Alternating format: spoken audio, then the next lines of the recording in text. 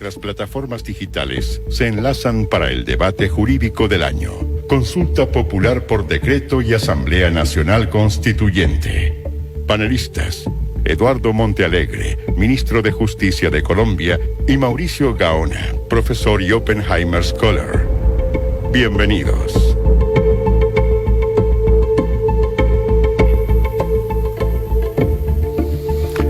Quiero saludar a Gustavo Gómez y a todo el equipo de 6 AM, 9 AM de Caracol, a su millonaria audiencia. A partir de este momento, con la audiencia de W Radio de El País España y sus versiones para toda América, vamos a escuchar un tema de muchísima actualidad. El debate sobre el decreto presidencial para convocar a una consulta popular. Hay visiones encontradas. También vamos a hablar del escenario que ha planteado el gobierno para una Asamblea Nacional Constituyente. Nuestros invitados, como acaban de escuchar, son el profesor Gaona, un investigador, doctor y relacionado con las universidades de Harvard, de UCLA en California, de Canadá, de McGill, de Indianápolis, de la Sorbona y del Externado en Colombia. El profesor Gaona no vive en nuestro país. El profesor Montenegro pues tiene una amplísima hoja de vida. Ha sido pues un líder en la Universidad Externado de Colombia. El profesor Montealegre ha tenido muchísima experiencia en el CES. ¿Qué es lo que vamos a hacer? Cada uno tendrá 30 minutos para que los use como quiera. Periódicamente les estaremos informando cuánto tiempo lleva cada uno, como para que ellos calibren el tiempo que están usando.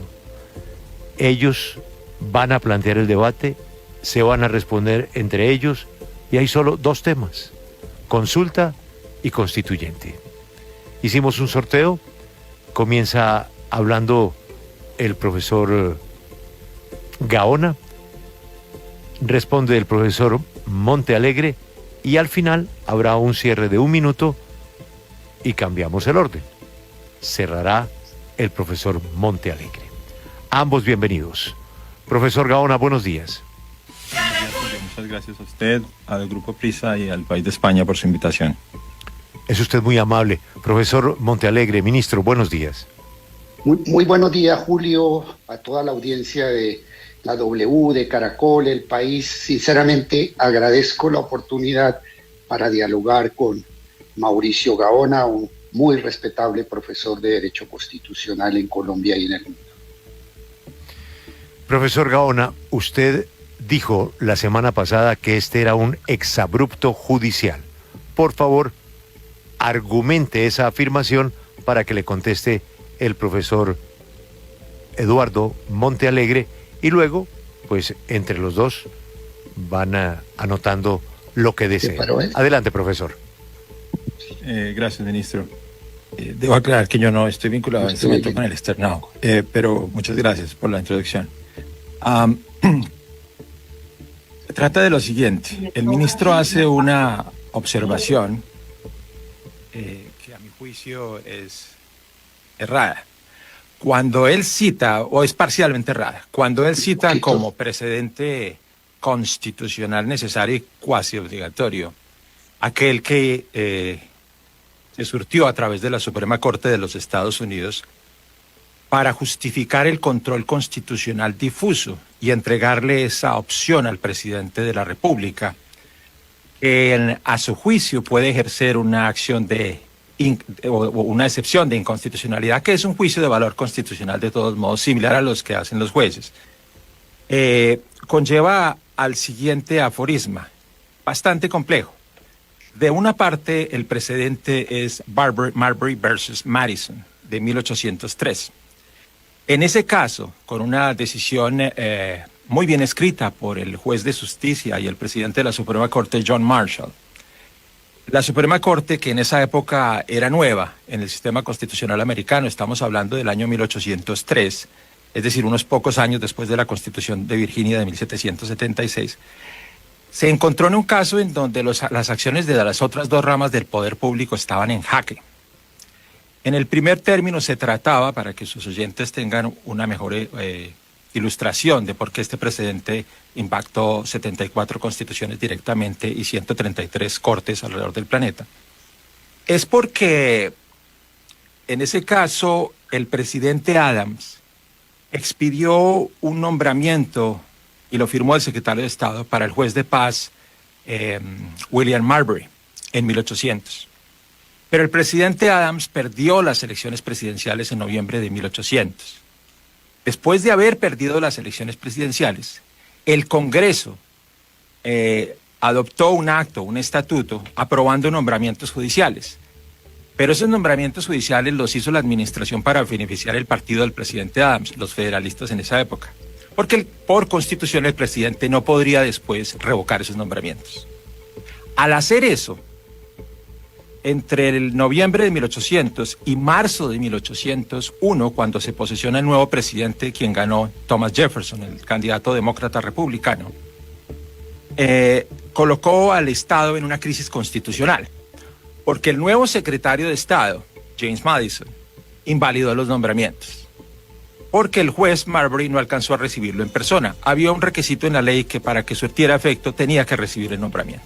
Entonces tenemos un acto del Congreso que consintió el acto del gobierno y el acto de gobierno que revoca un acto del Congreso. En esa situación, por primera vez, si bien la Constitución de Estados Unidos en sus 3 artículos y 14 enmiendas y después enmiendas adicionales, tiene unos procedimientos para decir cuáles son las funciones de los 3 poderes, no había generado un chequeo y balance entre los 3 poderes para decir cuáles eran los límites de cada poder. Es decir, esto está en la exégesis de la separación del poder público. Lo que hace Marbury en este caso es aprovechar la oportunidad y de establecer la siguiente regla de derecho. It is for the judge to say what the law is, and for the legislator what it should be. Es para el juez, o le corresponde al juez decir cuál es la ley, y al legislador cuál debería ser. Nótese que no se menciona al ejecutivo o al presidente. 200 años después, en el caso Boudemian versus Bush, que tiene que ver con Irak, en 2008, la Suprema Corte de Estados Unidos vuelve a citar este precedente, obviamente que lo hacen varios precedentes, yo cité un artículo en una carta que les envié, pero este es más importante porque lo establece como sentencia de principio y dice, y se reafirma y lo coloca entre comillas, y le recuerda al presidente de los Estados Unidos y al Congreso de los Estados Unidos que la Suprema Corte es la que tiene la guardia, integridad de la Constitución y es la única que tiene la última palabra constitucional. Y es la dueña y el único referente de la supremacía constitucional del Estado. Entonces, el exabrupto jurídico de proporciones históricas, respetuosamente con las credenciales y la investidura que tiene el ministro y naturalmente con su formación académica muy merecida, está en que no es posible decir que el presidente de Colombia ejerce un control difuso que no se inventaron en Colombia, es el Judicial Review de la Suprema Corte de los Estados Unidos, es el renvoi préjudiciel del Consejo Constitucional francés de la Quinta República en los artículos 56 a 61 de la Constitución de 1958, y le puedo citar todas las demás, que le da el poder a la Suprema Corte. Es decir, resulta un exabrupto decir que el presidente de Colombia tiene un control constitucional difuso cuando el presidente de los Estados Unidos, en el lugar donde se lo inventaron, no lo tiene. Ese es un primer acercamiento jurídico. El segundo es sobre la supremacía de la Constitución, pero le permito al ministro, naturalmente, interpelar mi argumento. Mire, Julio y Gustavo y oyente, lo primero que tengo que decir con absoluta sinceridad, y no es falsa modestia. Para mí de verdad es muy importante tener un diálogo con Mauricio Gaona por sus credenciales inobjetables, pero además por un hecho especial. Es que yo fui alumno de Manuel Gaona. Mi inicio en el estudio de Derecho Constitucional en la Universidad Externado en el 2º año de Derecho lo hice bajo la orientación de Manuel Gaona, padre de Mauricio. Creo que ha sido el mejor constitucionalista que ha tenido la historia de Colombia. Además, yo me gradué en el año de 1980 en la misma universidad y el nombre de mi promoción es Manuel Gaona Cruz. Luego, por eso para mí resulta un verdadero honor poder dialogar con el hijo de uno de los grandes constitucionalistas del país, que hace honor a la trayectoria intelectual de su padre. Gracias, Lo ministro. primero No lo sabía. Gracias, ministro. Lo primero que tengo que señalar es que yo creo que hay una lectura que no es correcta por parte de Mauricio frente al alcance que yo le di a la sentencia muy famosa del año de 1803 de la Corte Suprema de Justicia y que acaba de explicar con detalles Mauricio. ¿Y por qué? ¿Cuál era el sentido de la invocación de esa sentencia? Es indiscutible que a pesar además de los pros y de los méritos que ya señaló históricamente Mauricio por el contexto cultural, político en que se produce en los Estados Unidos, yo lo que quería destacar es que uno de los grandes méritos de esa decisión es que convirtió o fijó como parámetro muy importante el concepto de la Constitución como norma jurídica. Ese es el punto realmente que yo quería destacar como precedente de los controles constitucionales, tanto americano como el control concentrado europeo. ¿Por qué razón? Porque si bien esa sentencia es un hito famosa, pues debemos recordar que para llegar a esa sentencia pasaron muchas décadas de evolución y encontramos muchos precedentes gestores también en el derecho inglés. O sea, aquí culmina, o tal vez diría yo, empieza una gran ruptura con una tradición que empieza en el derecho inglés y hay muchos debates anteriores a esta decisión de la Corte Suprema. Pero ¿qué es lo importante de esta sentencia? Más que el caso particular, el punto central es que tal vez con mayor relevancia se establece que la Constitución política es una norma jurídica. Y eso es supremamente importante, porque generalmente se entiende por muchos sectores equivocadamente, nosotros lo hicimos durante muchos años, a pesar de disposiciones expresas, de creer que la Constitución es simplemente un proyecto político, un deber ser, un programa, una bitácora a cumplir, pero el mérito de esa decisión de la Corte Suprema de los Estados Unidos es que ahí se consagra el principio de que la Constitución es norma jurídica. Y a partir de ahí podemos decir que se desarrolla todo el constitucionalismo contemporáneo, tanto en su línea anglosajona, Estados Unidos, Inglaterra, como lo que se ha denominado continental europeo por un control concentrado que se desarrolló en forma enorme, fundamentalmente después de la Segunda Guerra Mundial y previo el trabajo del creador del constitucionalismo concentrado europeo, uno de los más brillantes, quizás el jurista más importante del siglo XX, que se llamó Hans Kelsen. Entonces, lo primero que yo quiero anotarle al profesor Mauricio Gaona es que la invocación que hago de ese precedente judicial lo hago en el sentido del hito que representó de haber señalado que la Constitución es una norma jurídica y debe tratarse como tal. En segundo lugar, entiendo claramente que esa sentencia de la Corte Suprema de los Estados Unidos nace claramente para darle la facultad a los jueces, no a la administración, no al gobierno, lo tengo absolutamente claro. Es más, fue una decisión de la Corte Suprema de los Estados Unidos. ¿Y qué dijo esa decisión de la Corte Suprema de Justicia?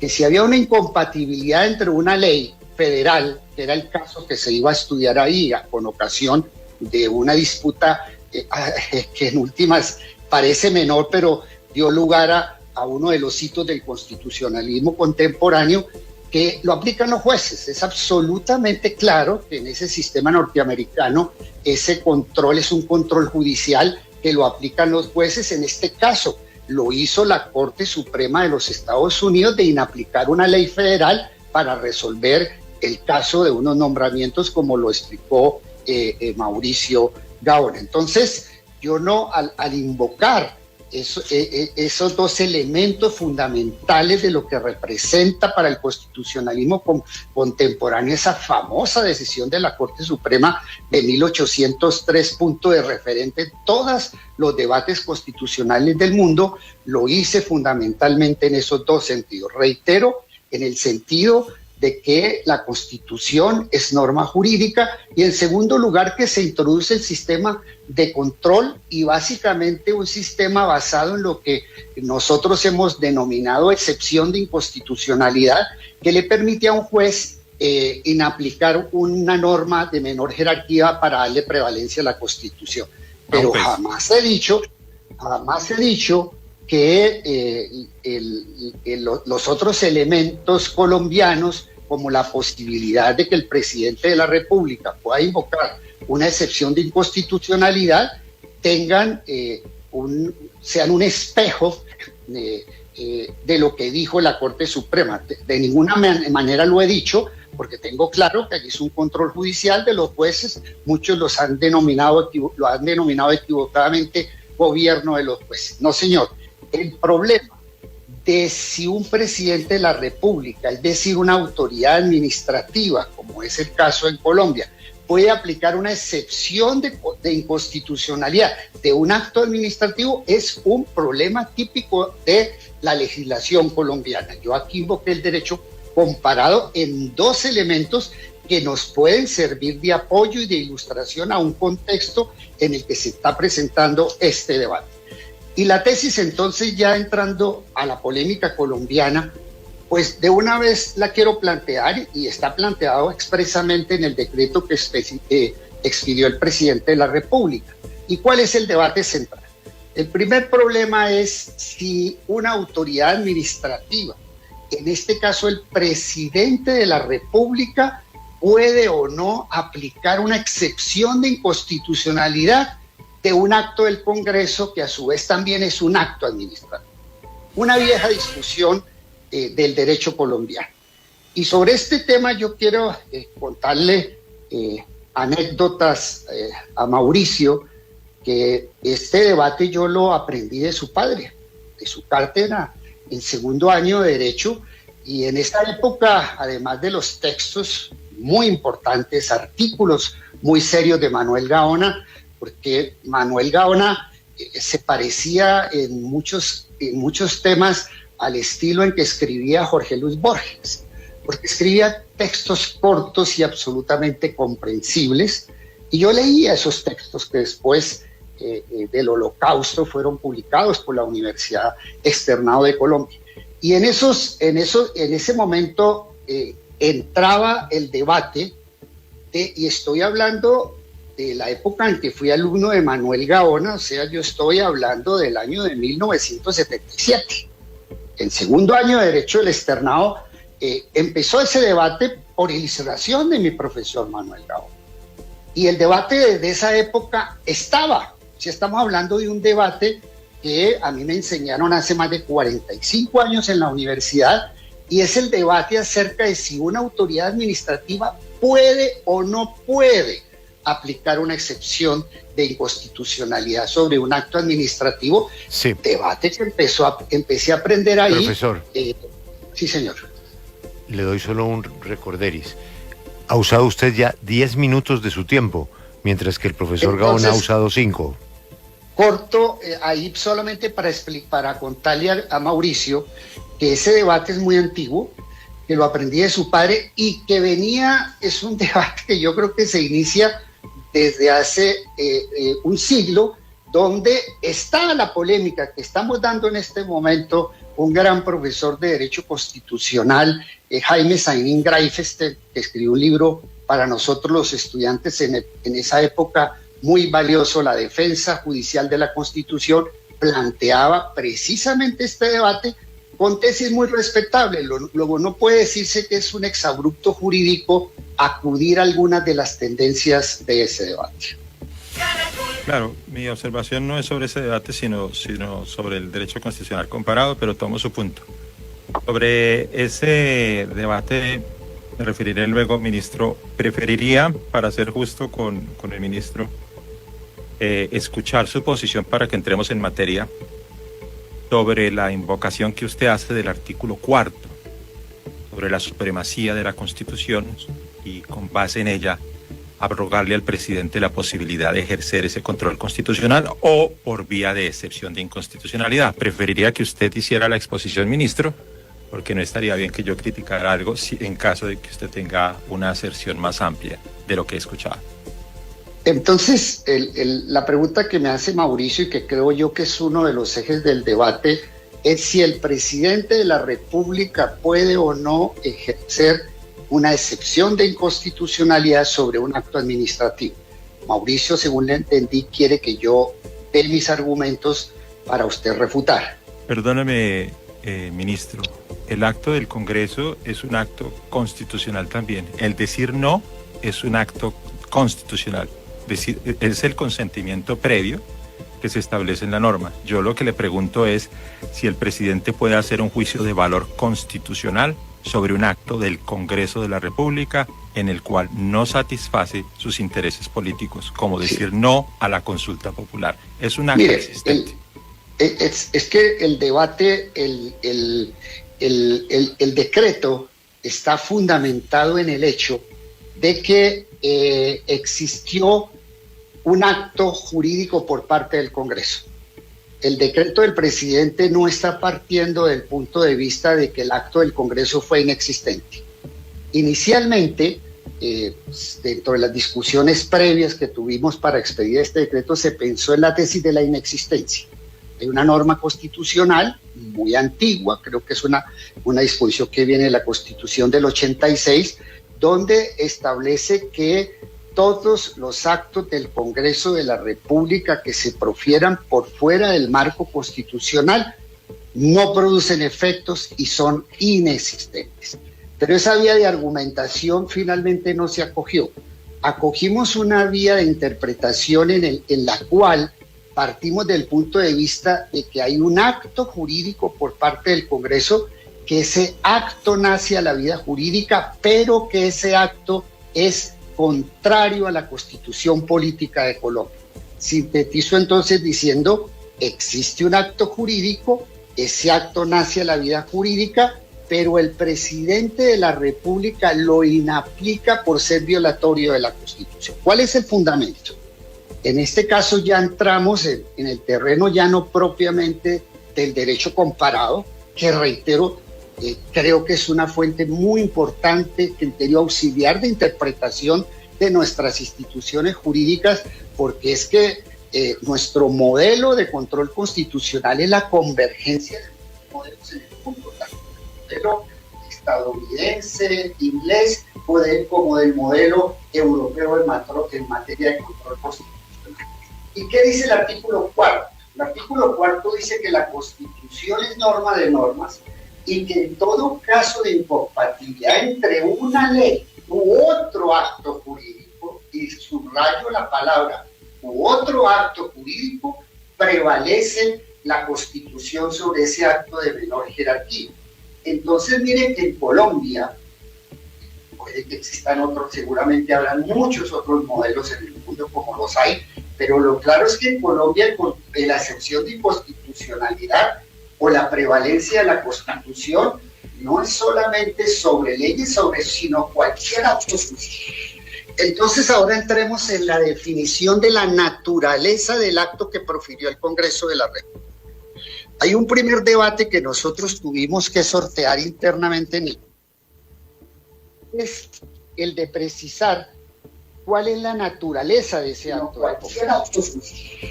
Entonces ahora entremos en la definición de la naturaleza del acto que profirió el Congreso de la República. Hay un primer debate que nosotros tuvimos que sortear internamente en el es el de precisar cuál es la naturaleza de ese acto del Congreso, porque algunas personas con buena razón decían, no, este es un acto político, pero resulta que nosotros nos fuimos por una tesis muy ortodoxa y la tesis ortodoxa es que acogimos una decisión reciente del Consejo de Estado colombiano y en este caso hay una demanda contra la votación del Senado de la República y en esa demanda es para que se declare la ilegalidad e inconstitucionalidad de esa votación y el Consejo de Estado ya se pronunció. El Consejo de Estado dijo, este acto del Congreso no es simplemente un acto político, es un acto jurídico y por lo tanto aboca la competencia. Entonces lo que hace el decreto no es un exabrupto jurídico, sino por el contrario, ir en la misma dirección, acogiendo la misma orientación teórica del Consejo de Estado que dijo un acto jurídico. Entonces, ¿qué pasa? Si ya el Consejo de Estado dijo que este es un acto jurídico que es sometido a control y la Constitución política dice que la excepción de inconstitucionalidad se da sobre leyes o actos jurídicos, pues de ahí surge claramente la potestad que tiene el presidente de la República para aplicar una excepción de inconstitucionalidad de la decisión del Congreso. Perfecto, ministro. Yo encuentro... Hay dos aspectos válidos en cuanto al debate entre un acto administrativo y un acto jurídico, que no vale la pena que yo me extienda. Las lecciones de mármol están en la biblioteca. Sin embargo, el grueso de su argumentación jurídica presenta 7 fallas estructurales, 2 disyunciones y 2 dicotomías. Me las sumo de la siguiente manera, ministro. El objeto, la esencia de la separación de poderes públicos es prevenir e impedir el regreso a las formas despóticas de gobierno, como la tiranía, la dictadura. Hay una razón esencial por la cual el poder se divide entre ramas del poder público. No importa qué obra usted consulte, desde las obras cumbres de Platón, Aristóteles, Maquiavelo, Montesquieu, incluso en el proceso de Kafka, es la opresión la que se cuestiona. Yo entiendo su aserción administrativa, pero estoy en profundo desacuerdo con su juicio constitucional. Porque usted, ministro, lo digo con mucho respeto, tomó la posición de expedir un decreto en contravía de la voluntad constitucional del representante primario, que es el Congreso. El presidente no es una autoridad administrativa por encima del Congreso de la República.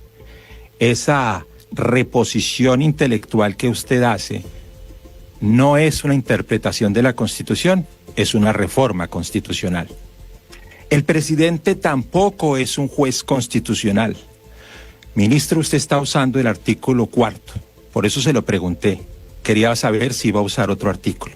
En el momento en que usted utiliza el artículo 4 de la Constitución, usted está utilizando no una interpretación, sino el principio de supremacía constitucional.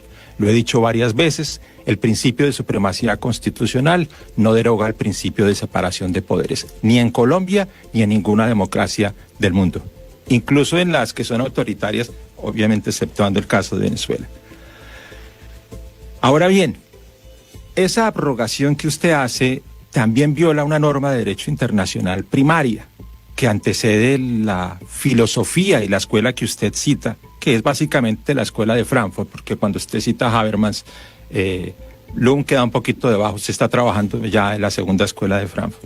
No le desconozco la importancia, pero siento respetuosamente que la está sobreestimando, sobre todo en el caso colombiano, porque la herencia constitucional y jurídica de Colombia está más marcada por Francia y por los Estados Unidos. Pero obviamente entiendo la importancia cuando se trata de métodos de interpretación constitucional, de los cuales usted ha sido uno de sus mayores, uno de los mayores exponentes en Colombia, cuando se trata de Alemania. Pero este es el punto, ministro, de fondo.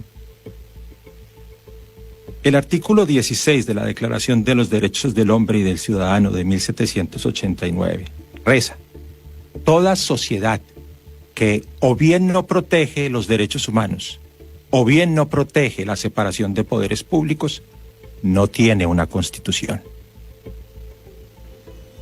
La separación de poderes públicos hace parte del sistema respiratorio de las constituciones y del funcionamiento de las democracias en el mundo.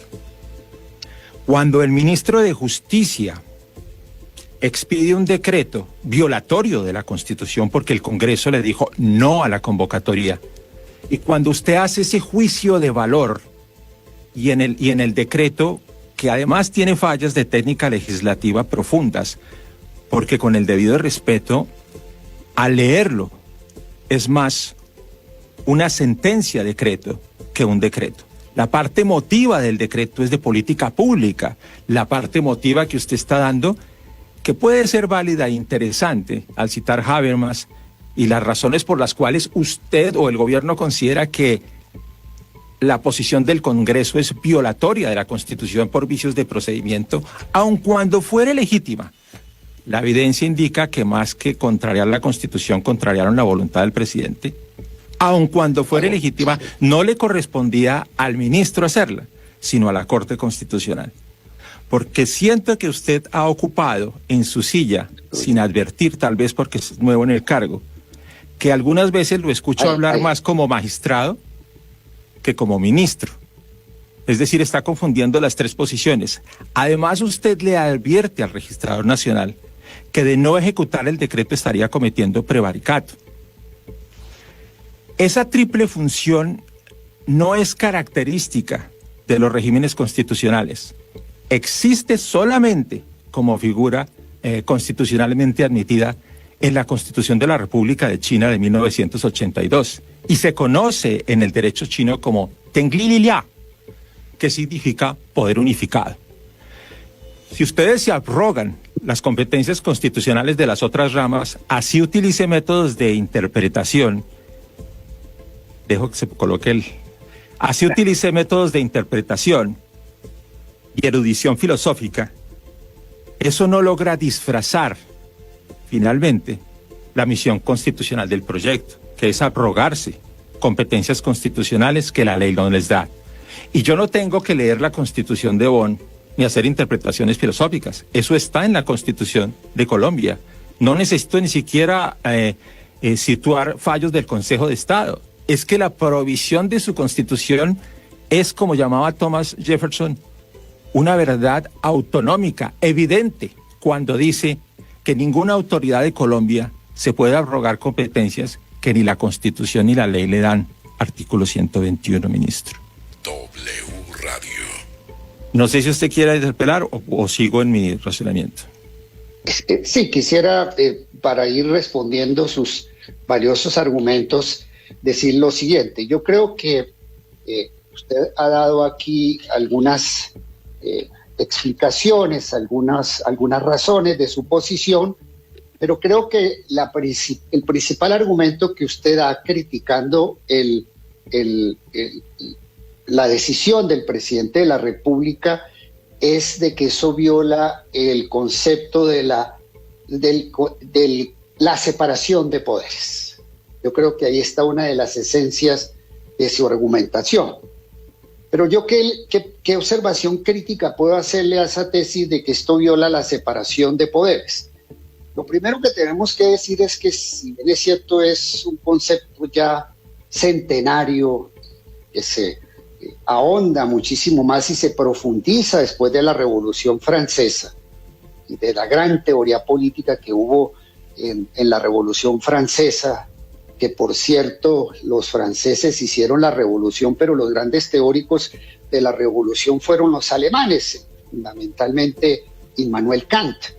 Y usted habla de separación de poderes, pero es que además de la separación de poderes, de ahí se desprende otro de los elementos fundamentales del Estado de Derecho contemporáneo, que es la filosofía del control. Si hay algo importante, la separación de poderes, pero va inexorablemente ligado al concepto del control.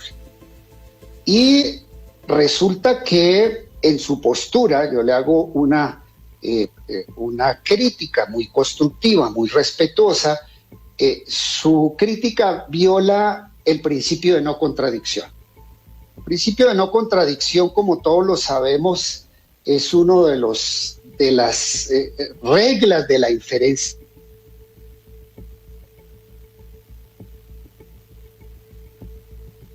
años. Radio.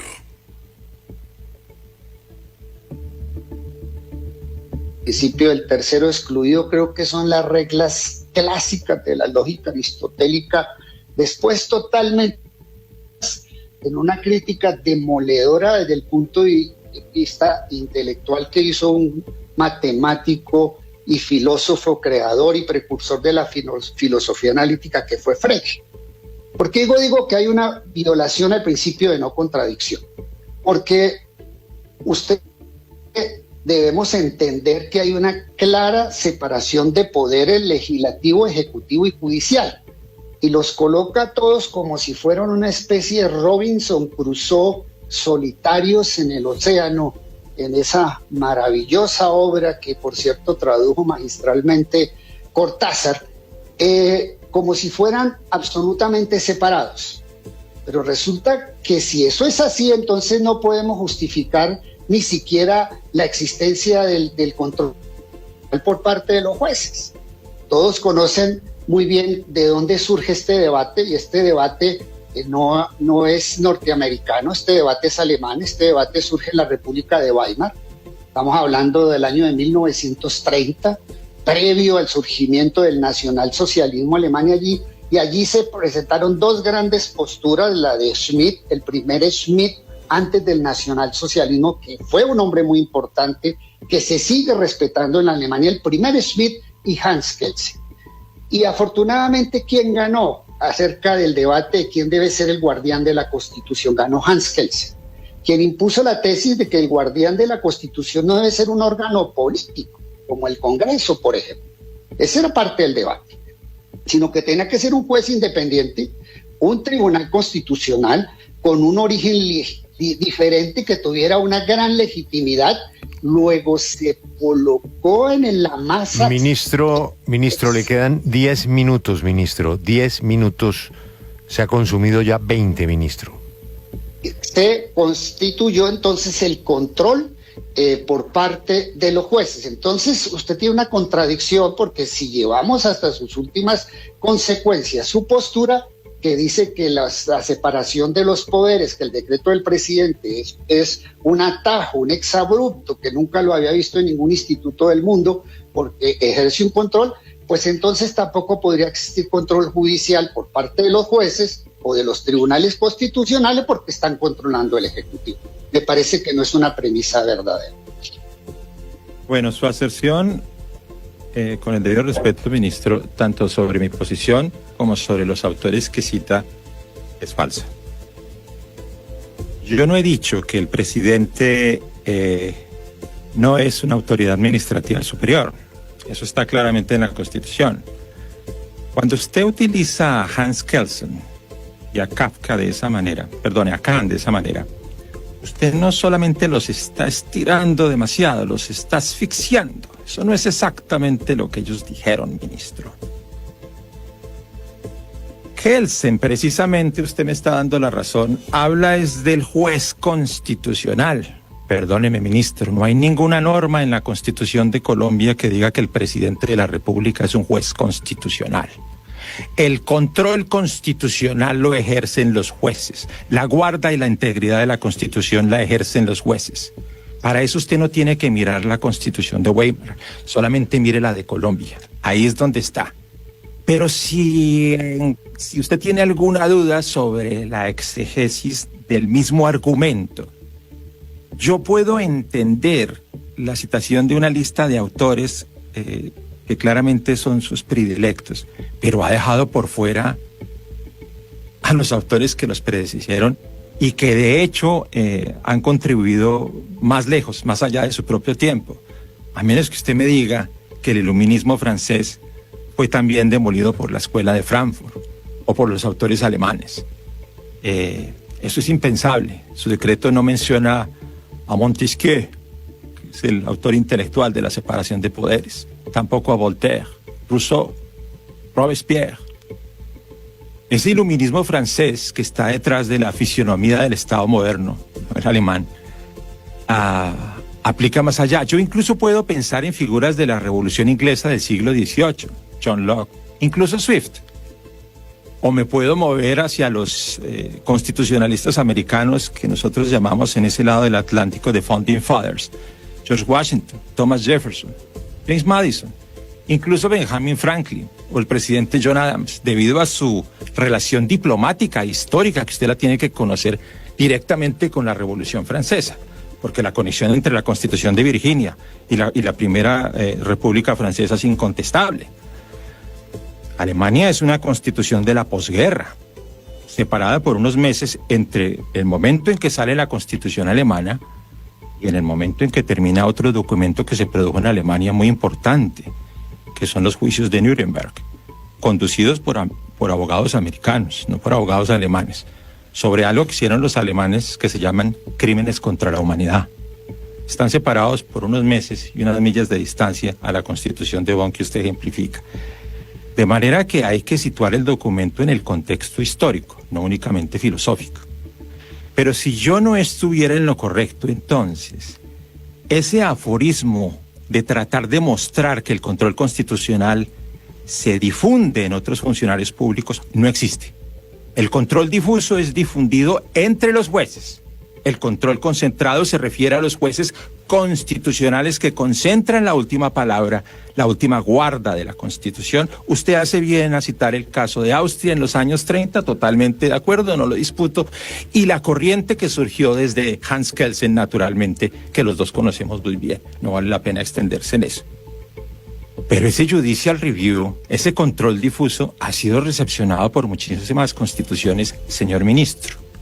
Sea por un juicio de valor constitucional de derechos humanos, o sea por un juicio de valor constitucional de los actos que emiten las ramas del poder público, para saber si es esa contradicción a la que usted se refiere entre la norma de normas y el acto administrativo o la ley de la República, usted lo encuentra en el artículo 86 y 241 de la Constitución colombiana, en el artículo 200, numeral 2 de la Constitución peruana, en el artículo 107 y 133 de la Constitución mexicana, en el artículo 43 de la Constitución de Argentina, en el artículo 84 de la Constitución de Noruega, en el artículo 81 de la Constitución de Japón, incluso en el artículo 1, numeral 3 de la Constitución alemana que usted cita, y también lo encuentra en el artículo 147, numeral 4b de la Constitución de Sudáfrica. De manera que es bastante extensivo, sin haber tocado Europa continental, donde usted lo encuentra en el artículo 127 y 137 de la Constitución albertina italiana, o en el artículo 161, numeral 3 de la Constitución de Francia, o en el artículo 52, numeral 3 de la Constitución de España. Ha sido adoptado, porque cuando usted habla de la influencia alemana, yo le tengo que recordar, ministro, que el mundo es un poquito más grande. Las cortes de distrito y las cortes de circuito en el derecho de Corea o de la República de Corea han hecho incluso abstracciones, aunque no está dentro de su fisionomía constitucional. Revise usted la jurisprudencia de la Suprema Corte de Bangladesh, utilizando el derecho consuetudinario para retrotraer el renvoi o el judicial review. Mire usted también las cortes en Laos, Profesor Gaona. las cortes de distrito de Osaka es decir, perdón, Julio, solo termino en este punto. Me quedan 10 minutos. Solo quería simplemente decir que esa figura de que los jueces son los que ejercen el control constitucional no es solamente una cuestión de Colombia o de recibo en otras decisiones, es ya una realidad y un hecho constitucional histórico alrededor del mundo. W Radio.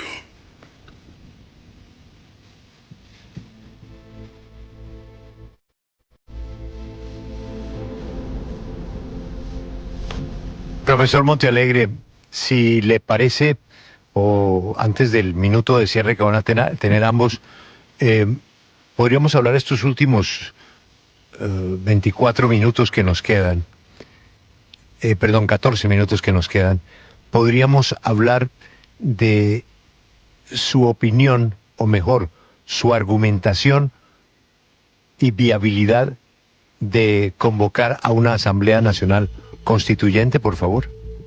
Desde luego, Julio, pero quisiera que me diera 3 minutos para contestar este último argumento del profesor Gaona. Yo no me demoro.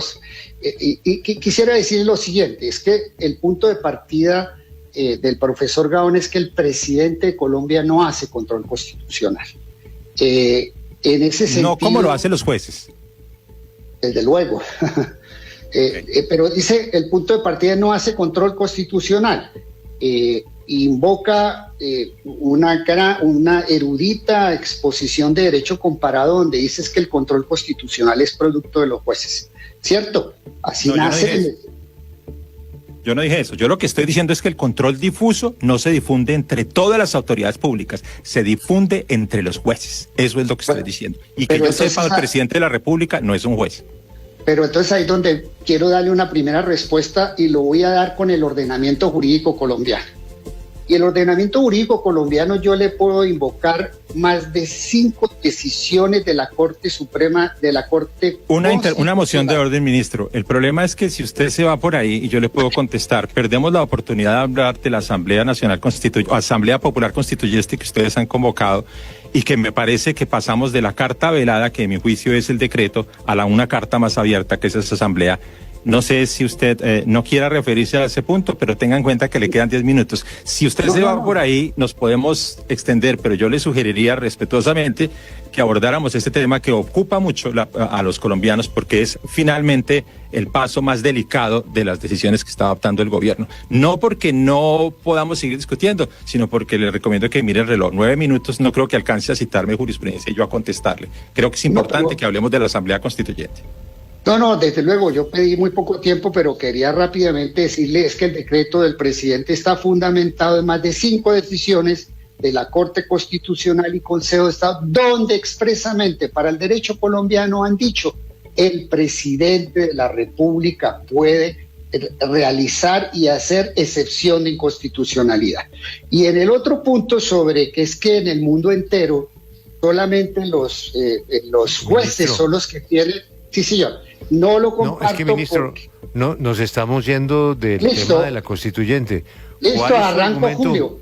¿Cuál es su argumento para que eso sea viable? Julio, arranco con el argumento. El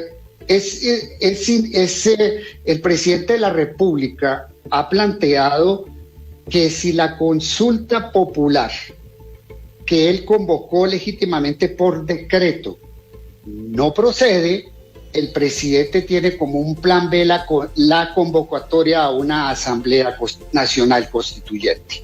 Yo comparto totalmente esa postura del presidente de la República, porque es que debemos entender que hay una clara diferencia entre el mecanismo de la consulta popular y el mecanismo de una Asamblea Constituyente. En una consulta popular solo no se consultan normas jurídicas. En una consulta lo que se le está preguntando al pueblo es por políticas públicas.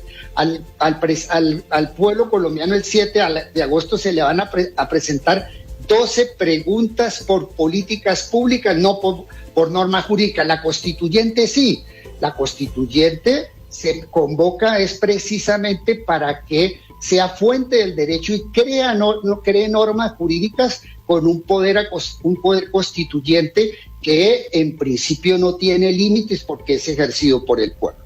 ¿Y cómo puede convocarse una asamblea constituyente en Colombia?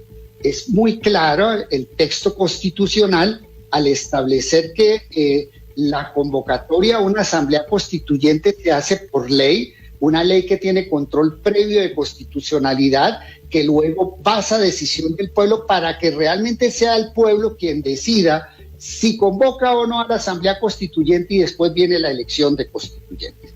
Entonces el punto central es que la Constitución dice que convoca a través de ley. Aquí viene otro gran debate constitucional. ¿Qué sucede si el Congreso de la República niega la convocatoria a una Asamblea Nacional Constituyente? Yo creo que hay una alternativa muy importante y es la de que existen y la posibilidad, afortunadamente en la Constitución de 1991, de que existan iniciativas legales de origen popular. Entonces, En ese caso, si el 20% del censo electoral, en el caso colombiano son aproximadamente 8 millones de personas, se constituyen y recogen firmas, hacen un proyecto de ley convocatorio a una Asamblea Nacional Constituyente y logra más de 8 millones de firmas, ese proyecto de ley no necesita ir al Congreso de la República, sino que ese proyecto de ley, avalado por 8 millones de firmas, va directamente a control constitucional por parte de la Corte, y si la Corte la avala, el año entrante podríamos tener una votación popular. Y aquí soy absolutamente claro. Si uno va a una interpretación literal de la Constitución política colombiana y la interpretación literal, que en términos jurídicos se llama exégesis, es producto de los métodos de interpretación del derecho de la exégesis después del Código Napoleónico, que ya no recoge ninguna de las tendencias modernas de interpretación. 5 minutos, ministro. Por esa razón creo que el pueblo puede recoger 8 millones de firmas y presentar ese proyecto de ley convocatorio. Si la Corte Constitucional le da el aval, el año entrante podremos tener una Asamblea Nacional Constituyente para hacer un rediseño integral de la Carta Política. ¿Por qué quiere hacer ese rediseño integral? ¿Cuál es el motivo para cambiar la Constitución, ministro? Yo soy un defensor, profesor Gaón, de la Constitución del 91. Es más, tuve el honor de ser magistrado de la Corte Constitucional y ser guardián de la Constitución, y defiendo la Constitución de 1991 porque, entre otras cosas, tiene lo más importante de la Constitución del 91 fue su Carta de derechos fundamentales y derechos sociales. Pero en este momento existe un bloqueo. Estamos ante una sociedad bloqueada, una sociedad que no puede lograr grandes avances con el diseño constitucional que hay. ¿Cuál es uno de los grandes bloqueos que tiene la Constitución del 91? Que en casos de discrepancias fuertes entre el Ejecutivo y el Congreso en materia de la realización de grandes reformas sociales, que no son otra cosa que desarrollo de la Carta Política del Estado Social de Derecho, no tenemos mecanismos para esos bloqueos. Uno de los mecanismos de desbloqueo, por ejemplo, es la consulta. La consulta es un mecanismo que se utiliza cuando hay una discrepancia profunda entre el Ejecutivo y el Congreso, se acude al pueblo. Y miren en qué estamos en estas discusiones, que el profesor Gaona dice que esto es un exabrupto, que aquí él es un gran profeta, que es el único que sabe derecho constitucional en el mundo, y que esto es un despropósito. Todos estos bloqueos institucionales le están haciendo un gran daño al país, y por eso el elemento central y el argumento para una asamblea constituyente es que el presidente elegido popularmente, sobre todo cuando es el primer gobierno de izquierda en este país, no tiene herramientas para el salto social, pues tenemos que ir al constituyente primario, que es la fuente primordial de toda creación del derecho. Gracias, ministro. Bueno, en mi carrera me llama a muchas cosas, pero no un profeta, pero le agradezco. Ministro, lo que separa las democracias de las dictaduras es la forma y el motivo por el cual se reforman las constituciones.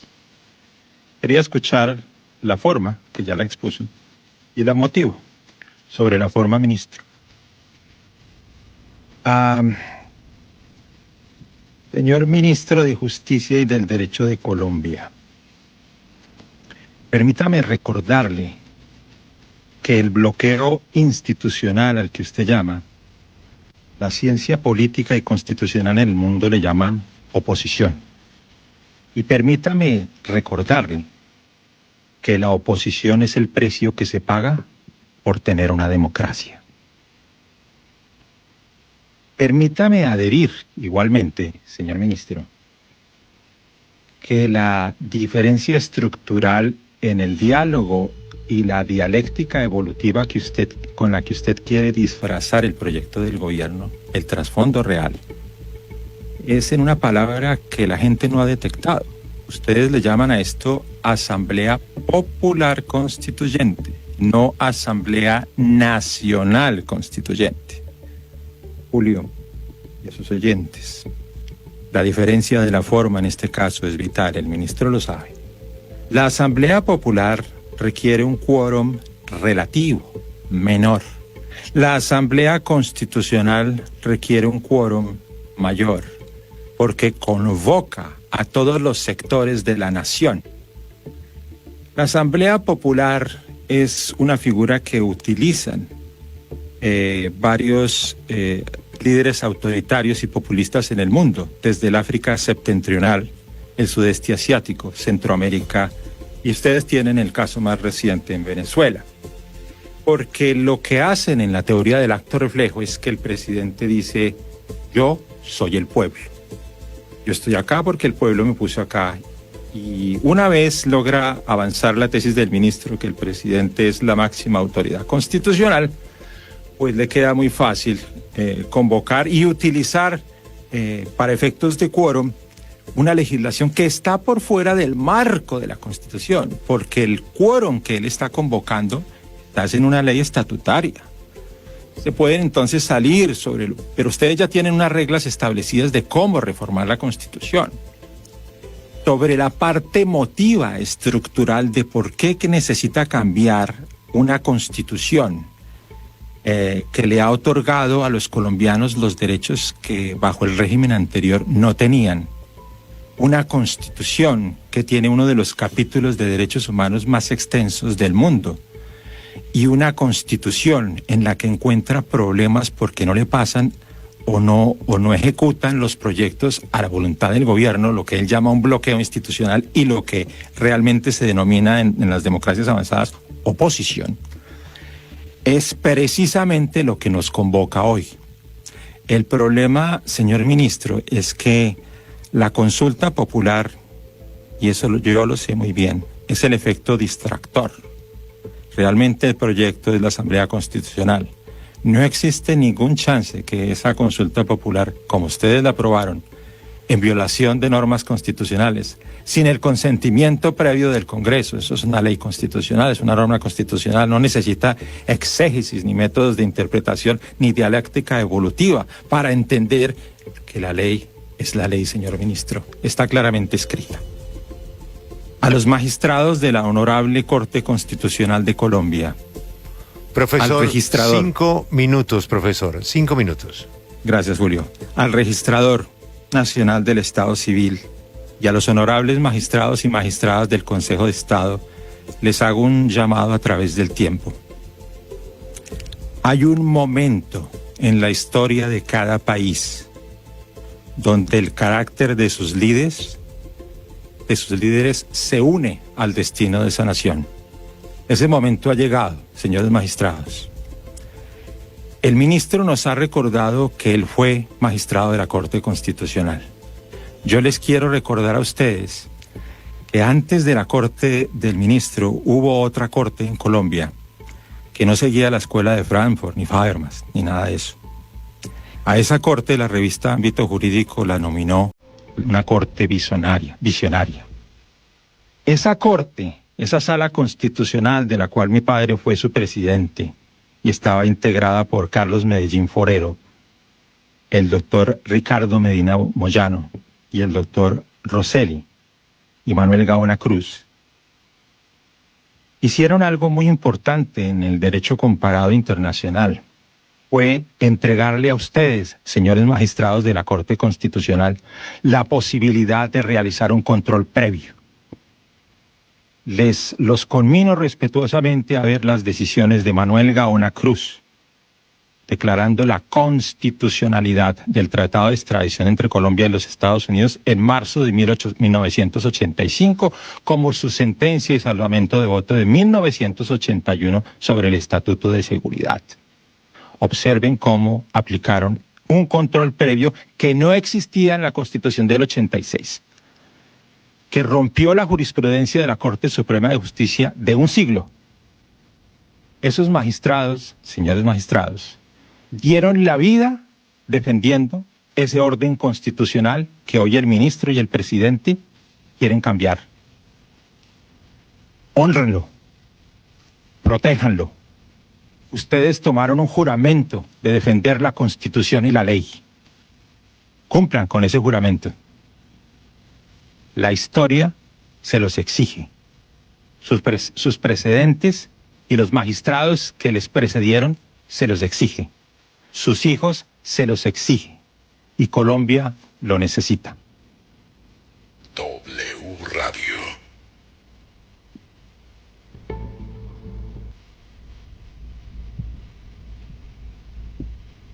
A ambos invitados, muchísimas gracias. Como dijimos, la última intervención de 1 minuto le corresponde al profesor Montealegre, ya que el debate lo abrió el profesor Gaona. Señor ministro, gracias por su tiempo y por favor deje su última reflexión. Le solicito que sea en 1 minuto. Mire, que este tema no lo puede definir el número de personas que están a favor o en contra de la consulta convocada por el presidente de la República. Que la trascendencia no está en cuántas personas, numéricamente entendidas, 100 juristas, 1000 juristas, 1 millón de juristas, sino que el debate no es de número, sino quién tiene el mayor peso en la argumentación. Y cuando se vaya a tomar la decisión por parte de la Corte deben entender que, como lo diría otro gran profesor austriaco muy importante del círculo crítico, del círculo de Viena, Karl Popper, estamos en una sociedad abierta y en una sociedad cerrada donde nadie tiene el monopolio de la verdad. La verdad no está en las cosas, no está en los hechos de la naturaleza. La verdad es una característica de los enunciados. Y como diría Federico Nietzsche, quien rompió con la metafísica y el idealismo alemán y abrió toda la teoría de la argumentación del siglo XX, no existen hechos, solo interpretación. Ministro, ha sido usted muy amable. Sé que tiene una reunión con la señora Fiscal General de la Nación y no puede continuar. Gracias por su tiempo y profesor Gaona, también me gustaría escuchar su última reflexión. No, yo creo que lo que dije fue suficiente, Julio. No tiene sentido que yo cite los autores que he leído. Creo que las lecciones de mármol están en la biblioteca. Solamente quiero aprovechar este momento para enviar un saludo y mis mejores deseos para que se recupere el doctor Miguel Turbay Uribe y a su familia. Quiero reconocerle al ministro su disposición al diálogo. Sé que no es fácil. Usted está haciendo un trabajo muy difícil y lo está haciendo bien, aunque esté equivocado. A la W, al Grupo Prisa, a Caracol, al País de España y a los colombianos les agradezco mucho su interés en mi trabajo, su persona, los mensajes que he recibido, jamás esperaba eso. Pero a todos muchísimas gracias por su apoyo y por su interés. Espero haberles sido útil y les deseo en Colombia la mejor de las suertes. Muchas gracias. Muchas gracias. Eres el profesor Manuel Gaona, un experto internacional, y él es el ministro de Justicia, Eduardo Montealegre. Gracias a la audiencia de Caracol, a nuestros compañeros, a la audiencia de la W, a mis compañeros y por supuesto el apoyo de Prisa Media, de todas sus plataformas y del diario El País. Ya volvemos.